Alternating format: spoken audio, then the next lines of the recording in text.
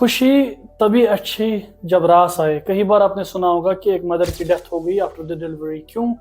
सबसे पहला और सबसे कॉमन रीजन जो है वो हैवी ब्लीडिंग है। हैवी ब्लीडिंग होती क्यों है?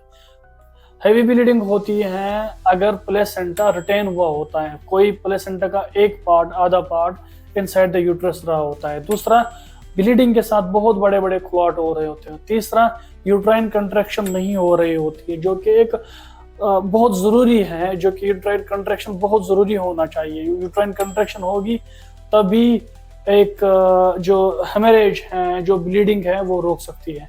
चौथा, किसी को ब्लड डिसऑर्डर्स होते हैं।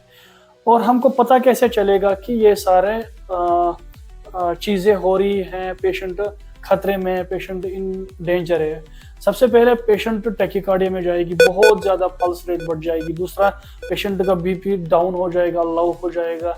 और तीसरा, जो one of the major reason है, कॉज है, वो विजिबल होता है कि ब्लीडिंग के साथ क्लॉट आ रहे होते हैं। तो याद रहे, जब भी आपको ऐसा लगे कि ऐसा हो रहा होता है, कि इसको इग्नोर नहीं करना होता है। इमीडिएटली आप हमेशा जब भी एक ओटी में शिफ्ट कर रहे होते हो पेशेंट के, स्पेशली जो मदर होती है डिलीवरी के लिए, आप ब्लड पहले ही अरेंज करके रखा कीजिए। ये बहुत ही ज़रूरी होता है।